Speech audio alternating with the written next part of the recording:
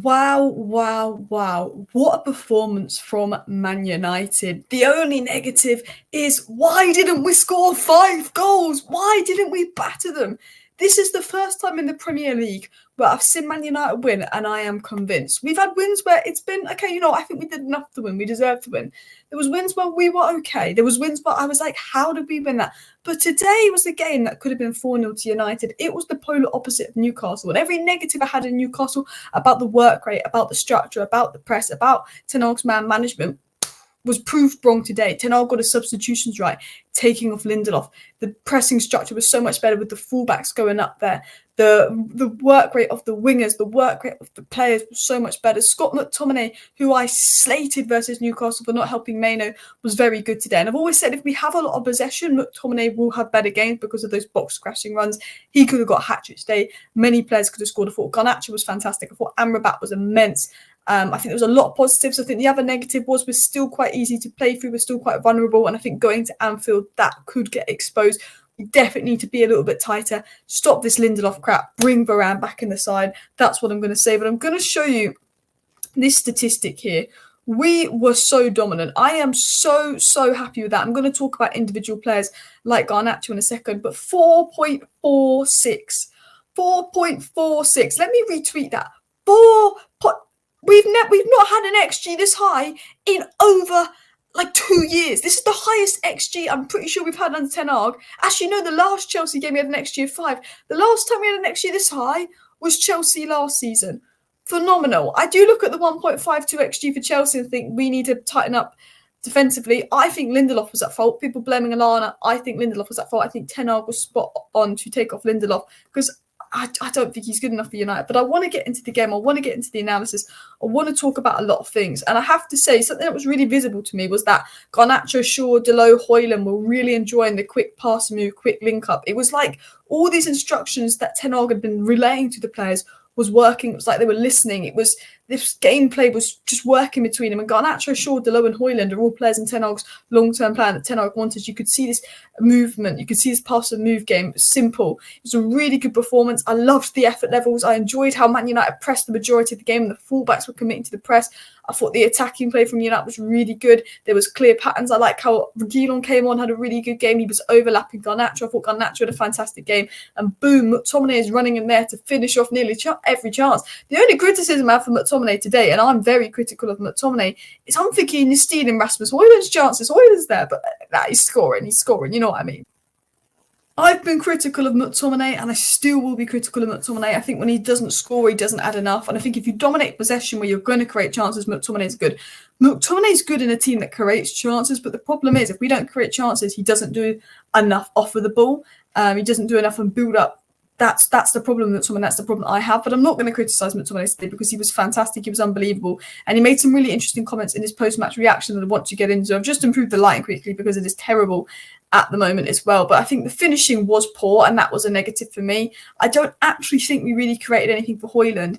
And I think the fact that we went in 1-1 at half-time was so frustrating because we had an XG of 2.78 and they had an XG of 0.43 at half-time and we went in 1-1. We should have cleaned that game up 3-0 and relaxed. And something that I noted is when it went 1-1, I thought, oh, the momentum's going to change. They're going to give up. It's going to go 2-1 Chelsea. It's going to go their way because when we concede, we sometimes go, I like how actually when we conceded this time, the goal didn't damper our mood. The goal didn't change the game because the first half was so electric, so brilliant.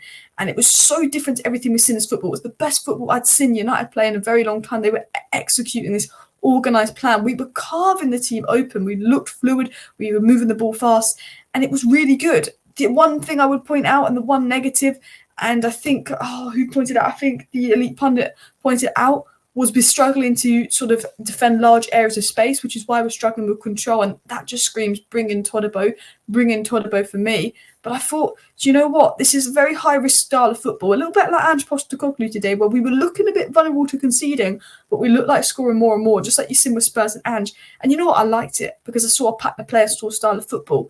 And I generally think I'd rather play like this to the end of the season, even if we lose games because we concede silly goals, but just creating loads and loads of chances because then I can see something to build off.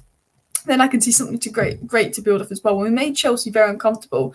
And one thing that really impressed me were the wingers. The wingers were fantastic today. Antony is someone we've been very critical of, but I actually did a tweet saying there's no coincidence that when in this game where Man United are dominating possession and having patterns of play and players are running off the ball and there's a clear tactical plan, Antony's having a better game.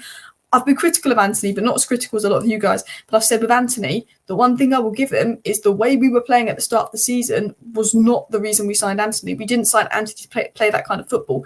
Antony was really good at Ajax because he had runners. He made those overlapping runs, those quick 1-2s. And because Antony was allowed to do that today in a much better game, because there was runners around him, because we were playing more attacking football, because we were on the ball more, Antony had a much better game. And of course, Antony brings his work rate. I thought Garnacho's work rate was fantastic. And I actually think if McTominay doesn't score those 2 goals, Garnacho is easily man of the match to me. I loved it. It was such a vintage performance from Garnacho. His pace, his confidence, his determination, his creativity. I need him to put more of those passes into the box, especially with Højlund, because he was so good today. He'd been running at the players again and again.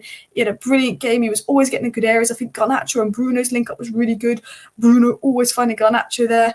I was really impressed by that. And I have to say, Garnacho is keeping Rashford on the bench and Antony is keeping Rashford on the bench. And I've been a Rashford backer, but I don't want Rashford in the starting 11.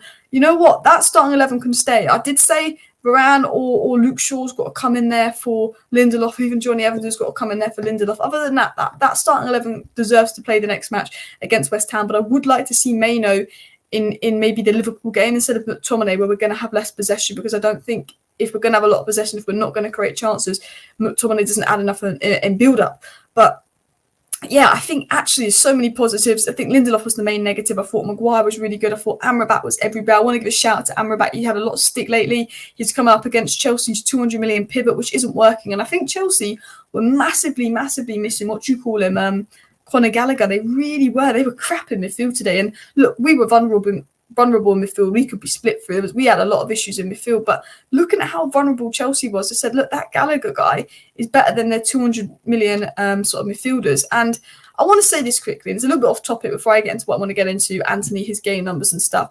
But I want to say, players like Maguire and McTominay, they were up for sale in the summer. Ten Hag almost tried to kick them out. And instead of complaining that they weren't playing, that they wanted for sale, they got on with it, they worked hard, they got back in the team. Jadon Sancho, take some bloody notes. And you know what? Antony today, I think his last 3 games for United has been absolutely solid. I think a big part of his really poor performances at the start of the season was 1, because of the situation happening with his girlfriends, and 2, because of the way we were playing doesn't suit the way he played. I don't think he was good enough last season, but last season I always used to say we were better when Antony played, because even if he wasn't amazing, we just became a better team when Antony played because of his structure. And this season it's just like, no, Antony adds nothing. But these last 3 games, Antony showed what he's added.